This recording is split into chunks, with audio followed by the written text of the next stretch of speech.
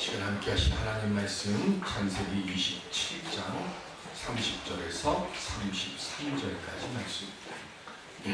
창세기 27장 30절에서 33절. 이삭이 야곱에게 축복하기를 마침에 야곱이 그의 아버지 이삭 앞에서 나가자 곧 그의 형 에서가 사냥하여 돌아온지라. 그가 베레를 만들어 아버지에게로 가지고 가서 이르되 아버지의 만나서 아버지 사냥하는 고기를 잡수시고 마음껏 그의 축복을 하소서. 그의 아버지 이삭이 그에게 이르되 너는 누구냐? 그가 대답하되 나는 아버지의 아들 곧 아버지의 맏아들 에서로서이다. 이삭이 심히 크게 떨며 이르되 그러면 사냥하는 고기를 내게 가져온 자가 누구냐? 내가 오기 전에 내가 다 먹고 그를 위하여 축복하였은즉 그가 반드시 복을 받을 것이니라. 아멘. 하나님의 돌보심을 믿고 인내와 소망의 삶을 살아가서 하나님의 복을 선물로 얻을 수 있는 우리 모두가 될 수 있기를 주님의 이름으로 축원드립니다. 초대교회에는 네로와 그리고 수많은 로마 황제들의 기독교를 박해를 했습니다. 그래서 수많은 순교자들이 생겨났고, 그리고 이 박해를 피해서 교인들은 살기 위해 죽은 시체가 썩는 지하 공동 묘지로 들어갔습니다. 그걸 우리는 카타콤이라고 합니다. 이 카타콤으로 들어간 당시 교인들의 삶은 부끄러움 없는 아주 순수한 믿음의 삶을 살아갔습니다. 그래서 그들에게 붙여져 있는 이름이 뭐예요? 기독교인, 크리스찬이라고 하는 별명이 붙여졌어요. 그리스도를 닮아가는 사람들, 그리스도를 따라가는 사람, 이게 원래 크리스찬이에요.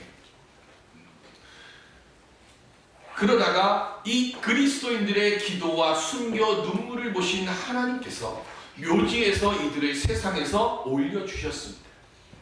그리고는 마음껏 그리스도를 닮은 삶을 살라고 말씀하셨는데, 기독교가 카타콤에서 올라오는 그 순간부터, 콘스탄틴 대제가 기독교를 국교로 선포하는 그 순간부터 부패와 타락의 걸음을 옮깁니다. 그리고는 1517년 10월 31일에 마틴 루터가 95개조의 반박문을 게재하면서 종교개혁을 행합니다. 이 종교개혁을 행하는 그 동안에도 역시 똑같이 수많은 핍박과 박해 그리고 순교의 헌신들을 통해서 그들이 그 피로 세운 값으로 오늘날 우리가 다니고 있는 교회가 만들어졌습니다. 그런데 또다시 이 교회도 물신 권력의 신에 의해서 타락했어요. 오늘 우리가 임내성으로 불렀던 선한 능력으로라고 하는 이 찬양은 보네포 목사님이 2차 그 히틀러에 대항하면서 감옥에서 죽음을 앞두고 하나님 앞에 신앙 고백으로 쓴 시가 선한 능력으로라고 하는 이 가사예요. 제가 알고 있는 노래하고 가사가 너무 틀려서 생각을 하는데, 선한 능력으로 오늘을 살고 이렇게 시작을 합니다.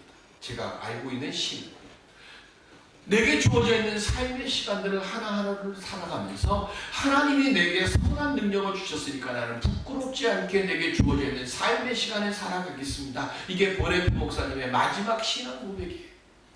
오늘 그래서 우리는 다시금 지금 회복해야 돼요. 오늘 우리 한국교회도 마찬가지입니다. 나라를 빼앗겨가는 과정 속에서 헌신적이고 열정적으로 믿음의 순수함을 가지고 살았어요. 그래서 제가 어릴 때, 그런데 요즘은 듣지 못하는 말이 있습니다. 예수쟁이. 제가 어릴 때 사람들이 저보고 얘기합니다. 쟤는 예수쟁이. 교인들한테 얘기했습니다. 예수쟁이. 예수쟁이 그 뜻이 뭡니까? 놀리기 위해서 만든 말 아니에요. 똑같은 얘기예요. 저 사람들은 예수를 닮아서 살아가는 사람들이라, 우리랑 다른 사람들이라, 그래서 붙여진 게 예수쟁이에요. 그런데 오늘날 이 예수쟁이가 없어져 버렸어요.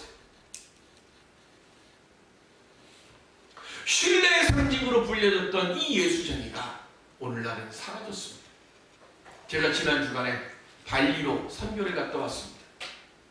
초중고등학교가 한 학교에 약 6,000명의 학생이 있어요. 원래 인도네시아는 회교국가로 알려져 있는데, 제가 가서 보니까 발리라고 하는 섬에는 회교보다 오히려 힌두교가 더 많습니다.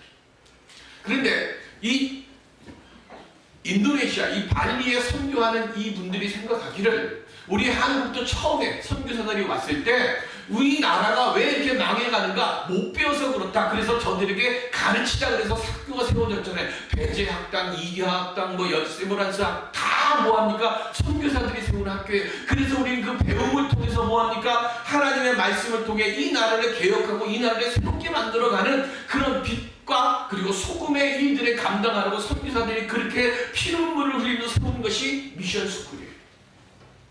지금 인도네시아 지역은 힌두교가 그리고 이슬람이 장악하고 있는 그곳에서도요, 지금 크리스찬 학교를 들어가려고 사람들이 줄을 서고 경쟁률이 엄청나게 높아요. 왜 그렇게 높은가 하고 물어봤더니 크리스찬 학교, 미션 스쿨을 들어가면 아이들을 다른 학교보다 더 잘 가르쳐가지고 애들이 잘 배워갖고 나온다는 거예요. 그러니까 나는 무슬림이지만 그리고 나는 힌두인이지만 너희들은 가서 기독교 학교 들어가서 공부하고 나오라고. 그리고 교장 선생님이 얘기를 하시는데 이 학교가 6,000명의 학생 중에 처음에는 힌두교, 그 다음에 무슬림, 그 다음에 크리스찬이었는데 지금 학생들의 순서가 바뀌어서 힌두교가 60%예요. 그리고 크리스찬이라는 거예요. 그러면서 이 교장 선생님이 아주 자랑스러워하는 거예요. 우리가 정말로 그들에게 예수님의 살아계심을 그들에게 몸으로 보이니까 아이들이 집은 무슬림이고 집은 힌두교를 믿지만 이 아이들이 학교에 들어와가지고 예수를 믿는 사람들로 살겠다고 고백을 한다고 변화가 일어난다고 그렇게 이야기를 합니다. 출세하고 성공한 사람이 얼마나 많으냐보다 예수쟁이의 별명을 회복하는 오늘 우리들이 먼저 되어지고자 이 시간 주님 앞에 고백하고 주님께 주여 예수쟁이 되게 하여 주시옵소서 기도할 수 있는 오늘 우리들이 먼저 될 수 있기를 바랍니다. 오늘 우리가 그렇게 믿음으로 고백할 때 그때 다시금 세상으로부터 인정받고 하나님의 돌보심의 역사가 더 크고 온전히 드러나게 되어지는 믿음의 삶을 오늘 우리들이 살아가게 될 줄로 믿습니다. 이 시간 그 은혜를 통해서요, 우리가 버려야 될 것이 무엇이 있고 우리들이 새롭게 가져야 할 것이 무엇이 있는지를 깨달아 알 수 있는 우리 모두가 될 수 있기를 주님의 이름으로 축원드립니다. 성경에는요 3가지의 삶의 모습이 나와요. 첫 번째는 에서입니다. 에서는 복을 버리고 복을 놓치며 사는 사람입니다. 자기에게 주어져 있는 장자권이 얼마나 귀하고 소중한 것인지를 몰랐어요. 그래서 장자권을 소홀히 여겼습니다. 있을 때 잘해라고 하는 말이 있습니다. 내 곁에 있는 사람이 있을 때는 소중한 줄을 몰랐어요. 내가 지금 무언가 일을 하고 있는데 내가 지금 일을 하고 있다는 것에 대한 소중함을 몰랐어요. 그런데 내가 일할 수 없는 상태가 되어지니까 내가 일할 수 있는 것이 얼마나 기쁘고 얼마나 감사했던가 깨닫게 되잖아요. 내 옆에 있던 사람, 저 사람 징글징글 안 봤으면 좋겠어라고 생각했는데 그 사람이 어느 날부터 내 눈에 안 보이는데 왜 그렇게 그리워지고 왜 그렇게 보고 싶어지고 그 사람이 잔소리했던 소리가 내 귓전에서 왜 그렇게 쟁쟁쟁쟁하고 울리는지 우리는 놓치고 나서야 소중한 것을 깨닫게 되는 거예요. 에서가 그렇게 삶을 살았어요. 두 번째는 야곱입니다. 야곱은 복을 만든 사람이에요. 창세기 25장 27절에 보면 시작. 그 아이들이 장성함에 에서는 익숙한 사냥꾼이었으므로 들 사람이 되고 야곱은 조용한 사람이었으므로 장막에 거주하니. 아멘. 이 우리나라 말로요 성경을 번역을 할 때 히브리 원 뜻을 깊이 이해하지 못하고 번역을 하니까 이 번역이 이렇게 잘못돼요. 우리 야곱은 조용한 사람이다 그랬어요. 자, 여러분들 조용한 사람은 그럼 뭐 생각나요? 말 안 하고 있는 듯 없는 듯 이렇게 사는 사람, 이게 조용한이잖아요. 그런데 이 조용한이라고 하는 것은 원래 히브리 원어는 톰이에요. 톰 아저씨 할 때 톰. 근데 이 톰이라고 하는 말의 뜻은 뭐냐면 흠이 없는 완전한 뜻이에요. 그러니까 야곱은 조용한 사람이 아니라 뭐예요? 흠이 없고 완전한 사람이라는 뜻이거든요. 뭐에 흠이 없고 완전한 사람인가 하면 하나님의 말씀을 듣고 행하면서 하나님이 보시기에 흠이 없고 완전한 사람이라는 것을 의미하는 것이 조용한이라는 뜻이에요. 이거를 조용한이라고 번역을 해놓으니까 우리는 야곱이 뭐예요? 집안에, 저도 얼마 전에 그 선물 받은 책을 통해서 히브리어 원어의 뜻이 그거다라는 것을 제가 아는 거예요. 발리 가면서 비행기 안에서 책을 보다가 그 말이 나오더라. 야곱이 에서하고 성격이 달라서 집에 앉아갖고 부엌 일하고 뭐 뜨개질하고 이런 거 좋아하는 성격, 그 뜻이 아니라는 거예요. 여기서 얘기하는 이 조용한 톰이라고 하는 이 말을 누가 썼는가 하면 욥기 1장 1절. 시작. 우스 땅에 욥이라 불리는 사람이 있었는데 그 사람은 온전하고 정직하여 하나님을 경외하며 악에서 떠난 자더라. 아멘. 여기 온전하고 정직하여 이 말이 톰이에요. 그러니까 지금 욥은 누구죠? 우리 구약 성경에 에스겔 선지자가 성경에 뭐라고 되어 있어요? 시편에 의인은 없나니 하나도 없다 그랬는데 에스겔 선지자가 성경에 3명의 의인이 있다고 했어요. 만남의 교우들은 다 아시죠? 제가 지금 한 30번 했어. 첫 번째 노아, 두 번째 욥, 세 번째 다니엘. 이 3대 의인이에요. 제 얘기가 아니라 에스겔 선지자가 한 얘기니까 에스겔 14장에 보면 나와요. 그러면 이 3대 의인 중에 한 사람이 누구예요? 욥이에요. 그런데 지금 이 욥이 야곱이랑 동급인 단어예요. 뭐예요? 하나님으로부터 복을 온전하게 받을 수 있는 정직한 사람, 그렇게 교육을 받은 사람이 야곱이라는 거예요. 두 번째는 장막에 거하다 그랬어요. 여기서 말하는 장막에 거하다라고 하는 이 말의 뜻도 그냥 집에 머물러 있다 이 뜻이 아니라는 거예요. 여기서 말하는 장막에 거한다는 것은 장막 안에 있으면서 야곱이요, 부모뿐만 아니라 그 당시에는 할아버지 아브라함도 살아 계셨으니까 할아버지 아브라함에게부터도 하나님으로부터 복을 받으려면 이렇게 살아야 되라고 하는 말씀의 가르침을 받았다. 이게 장막에 거하다는 원뜻이에요. 히브리 원뜻.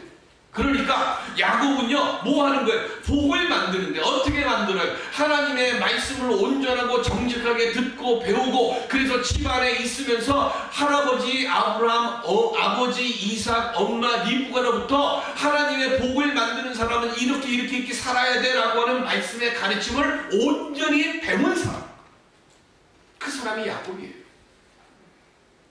신명기 6장 7절에 보면 시작. 내 자녀에게 부지런히 가르치며 집에 앉았을 때에든지 길을 갈 때에든지 누워 있을 때에든지 일어날 때에든지 이 말씀을 강론할 것이며 아멘. 하나님으로부터 복을 받는 가정, 복받는 자녀가 되기 위해서는 반드시 지켜야 될 것이 바로 신명기 6장 7절의 이 말씀이에요. 그러니까 내 자녀가, 내 가정이 하나님이 주시는 복 안에서 온전히 살기를 원하면 신명기 6장 7절, 8절, 9절의 말씀을 기억하고 하나님의 말씀을 애들이 들어올 때나 나올 때나 강론하면 신명기 28장 1절부터 14절까지 나오는 하나님의 복이 있어요. 들어와도 복을 받고 나가도 복을 받고 떡방줄에 떡이 가득하고 너희의 우리의 외양간에 소와 양과 뭐 염소들이 가득할 것이며 하는 그 복을 받는 첫 번째가 신명기 6장 7절이에요. 이 복을 받을 교육을 야곱이 온전히 받았다고 하는 것을 지금 창세기 25장 27절에 말씀하고 있어요. 그런데 우리는 압니다. 야곱은 복을 만드는 사람입니까? 야곱의 이름의 뜻이 뭐예요? 움켜짐이에요. 그죠? 엄마 뱃속에서 나올 때 에서보다 서로 빨리 나가려고 해서 움켜짐이에요. 원래 원뜻은 움켜짐인데 우리는 뭐라 그래요? 빼앗는 자, 속이는 자라고 돼 있어요. 그런데 창세기 25장 27절에 보면 야곱은 빼앗는 자, 속이는 자가 맞습니까? 전혀 아니죠. 창세기에는 분명히 야곱은 온전히 복을 만드는 사람으로 자랐어요. 그렇게 교육을 받았어요. 야곱은 엄마 뱃속에 있을 때 이미 하나님으로부터 형보다 큰 자가 되고 형의 섬김을 받는 사람이 될 것을 약속받은 사람이에요.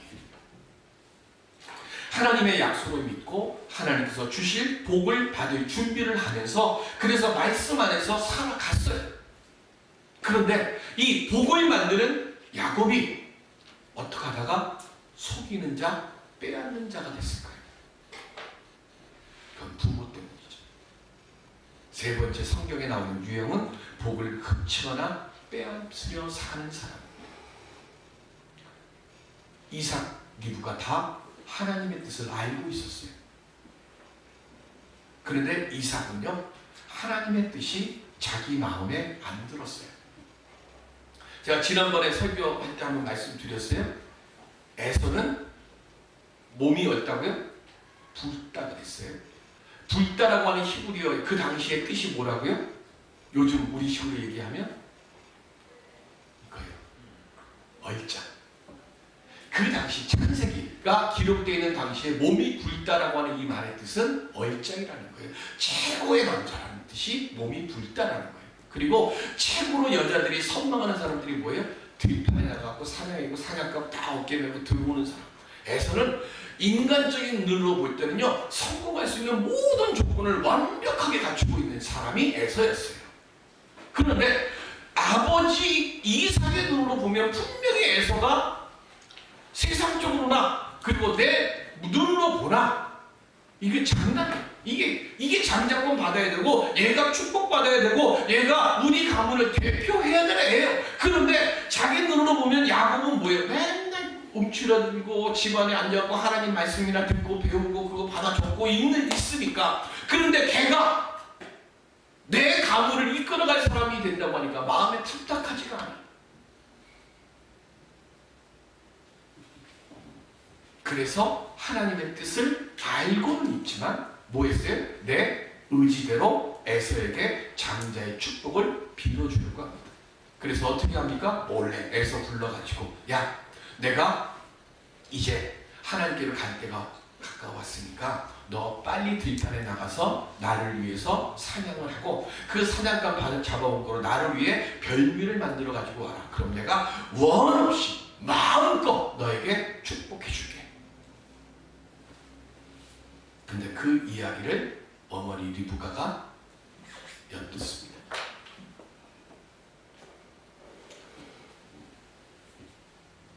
리브가도 하나님께서 야곱을 축복해 주셨다는 사실을 알아요. 근데 이삭이 인간의 고집을 버리지 않고 에서에게 집착하면서 하나님의 뜻과는 전혀 다른 방향으로 가는 것을 알아챘어요. 자, 그러면 여기서 어떻게 될까요? 하나님의 약속을 믿고 기다려야죠. 근데 엄마 리브가는 어떻게 해요? 가로 채서 빼앗으려고 합니다. 어떻게 해요? 창세기 27장 13절 시작. 어머니가 그에게 이르되 내 아들아 너의 저주는 내게로 돌리리니 내 말만 따르고 가서 가져오라. 뭐라 그랬어요? 엄마가 맛있는 요리 해줄 테니까 너 그 요리 들고 네 형 에서가 오기 전에 빨리 들어가서 복하고 채. 야곱이 뭐라 그래요? 난 목소리도 다르고 형은 털도 많은데 난 털도 없고. 그러니까 엄마가 다 어떻게 해요? 분장 다 해주고 목소리 걸걸하게 만들고 그렇게 훈련시켜서 들어갔어요. 그리고 복을 받았습니다. 엄마가 하는 말이 너의 저주는 내게로 돌리리니. 하나님의 뜻을 거스르고 성공과 복을 위해서라면 수단과 방법의 옳고 그름을 가리지 않았습니다. 야곱은 말씀 안에서 복을 만드는 사람으로 교육을 받고 살아갔는데 엄마하고 아빠가 하는 걸 보니까 어떻게 되는 거예요? 복을 만드는 게 아니라 속이고 빼앗는 거구나 하고 잘못 배웠어요. 그래서 어떻게 됩니까? 오늘 본문에 있는 것처럼 형이 늦게 들어왔어요. 내게 빌어줄 복이 하나도 없다는 걸 알고 난 다음에 어떻게 합니까? 형이 동생을 죽이겠다고 선포를 하잖아요. 그리고는 어떻게 됩니까? 엄마가 아들 야곱에게 외삼촌 집으로 피신을 가 있어라. 조금만 지나면 될 거다. 근데 그 조금만이 몇 년이 돼요.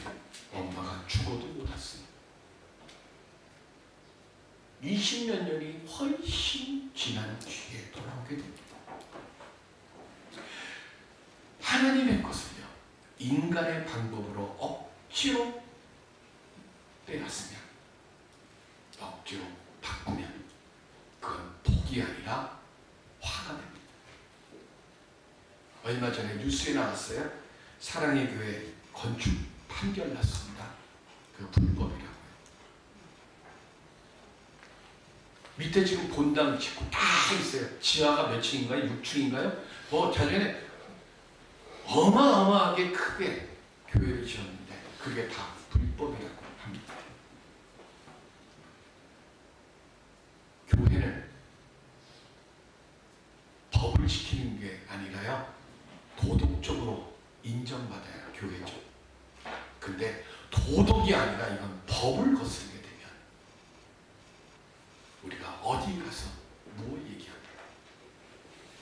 세상을 이끌고 변화시키는 방주의 역할을 하라고 예수 그리스도께서 우리를 위해 십자가에서 피 흘리시고 우리를 위해서 죽으시고 부활하시고 그렇게 하신 이유가 뭐예요? 예수 쟁이가 되라고 그렇게 우리에게 하셨는데, 교회가 도덕적으로 인정받는 것이 아니라 법을 어기게 되어진다고 하면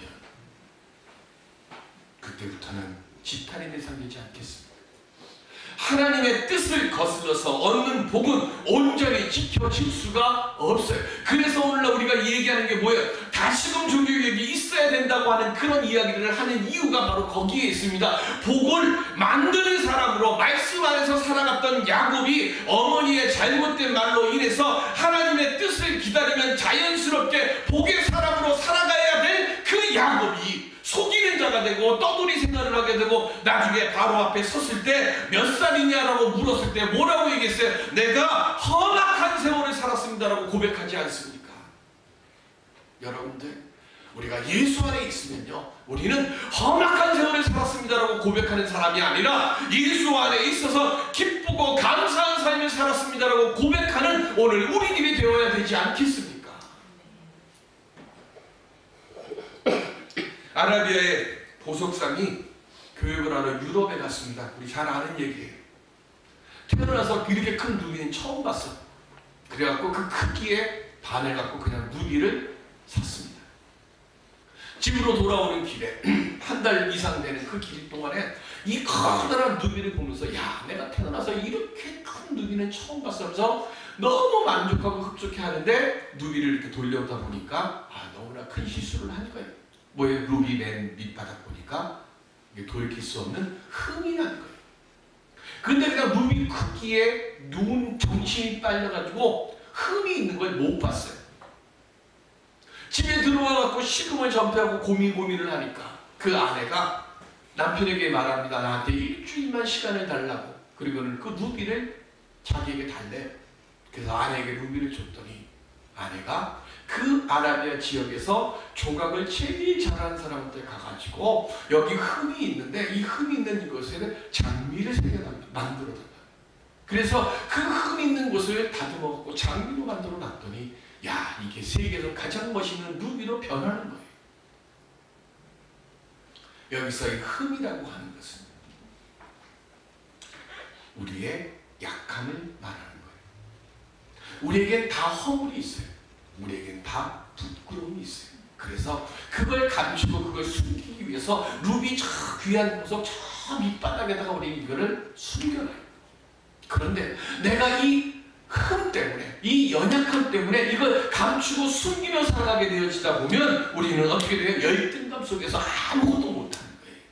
오늘 주님이 우리에게 원하시는 것은요, 복을 만드는 사람이 되기 위해서 우리가 해야 할 것은요, 내 연약함, 내 열등감, 내 부끄러움을 하나님의 손에 맡기는 사람이 되어질 때, 그때 하나님께서요, 그 연약함, 그 흠을 아름다운 장미로 바꿔주시는 것처럼 오늘 하나님이 그 연약함과 그 열등감과 그 부족함을 통해서 하나님께서 세상이 깜짝 놀랄 만한 역사의 일을 만들 수 있도록 우리를 사용하시고 우리를 바꿔주시고 우리들로 하여금 아름다운 장미가 새겨지는 하나님의 복된 사람으로 바꾸어 주시고 만들어 주실 줄로 믿습니다. 그러니까 감추지 마세요. 내게 지금 무슨 허물이 있어요? 사람들에게는 감추세요. 그러나 하나님 앞에는 드러내세요. 내게 지금 정말로 하나님 이것 고침받아야 되고 이것 내가 새롭게 돼야 되는데 사람들에게 말하면 조롱당하고 손가락질 당할까봐 내가 말 못하는 거, 그거 하나님께 내려놓으세요. 왜? 하나님은 그렇게 하나님 앞에 내 부끄러움과 연약함도 내 허물은 내려놓는 사람을 하나님은 기뻐히 받아주시고 그를 다듬어서 고쳐서 하늘의 영광 나타내는 아름다운 보물로 만들어 주시는 분이 하나님이시기 때문에 그래요.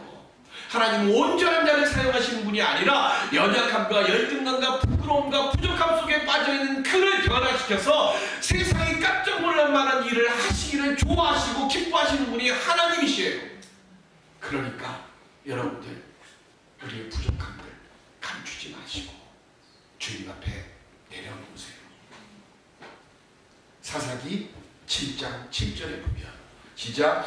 여호와께서 기드온에게 이르시되 내가 이 물을 핥아먹은 300명으로 너희를 구원하며 미디안을 내 손에 넘겨주리니 남은 백성은 각각 자기의 처소로 돌아갈 것이니라 하시니 아멘. 10만 미디안 대군하고 싸움을 하러 가는데 32,000명이 모였어요.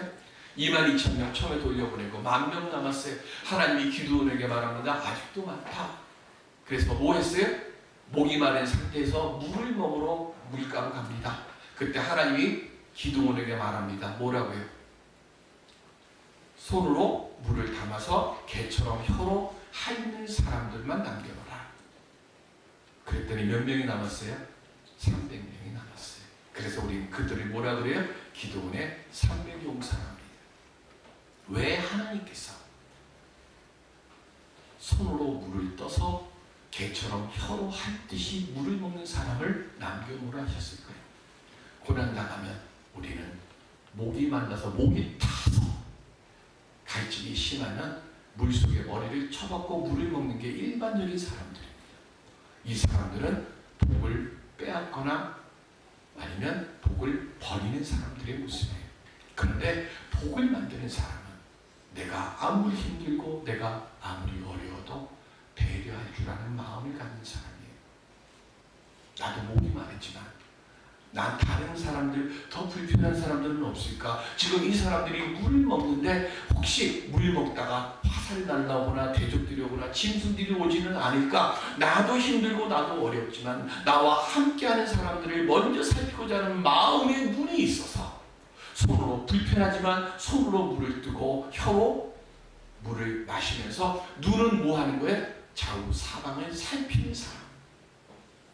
누가 하나님의 복을 만드는 사람일까요? 세상 의지하지 않고 하나님의 말씀에 마음을 열고 그 말씀하심 따라 살아가고자 하는 마음을 가진 이들, 그들이 지금 300용사의 모습이라는 거예요. 오늘 우리들도 나만 보지 마시고요, 주위를 좀 살펴서 배려하는 사람, 예수쟁이는 배려하는 사람이에요. 그래야 우리 교회 안에 누군가가 상처받고 온 사람이 위로받고 그 상처 큰 자리에 아름다운 하나님의 성령의 장미가 새겨져서 세상 누구보다 존귀한 자로 변해지죠. 멀쩡한 사람이 와갖고 온통 마음과 정신과 육신에 흠받아갖고 나가는 것, 그런 교회가 아니라 상처받은 사람들이 우리 서로 사랑하고 서로 안아주고 서로 이해함을 통해 배려의 모습을 통해서 그 안에서 하나님이 우리를 통해 역사하시는 놀랍고 귀하고 아름다운 그 일들을 만들어 갈 수 있는 우리가 믿음의 고백자가 되어질 때, 그때 우리 만남의 교회는 새로운 종교 개혁이 일어날 것이고 오늘 우리 모든 예배드리는 심령들은 복을 만드는 자의 삶을 살아가게 될 줄로 믿습니다. 우리 그 은혜의 삶을 살아가는 우리 모두가 될 수 있기를 주님의 이름으로 축원드립니다. 기도하겠습니다.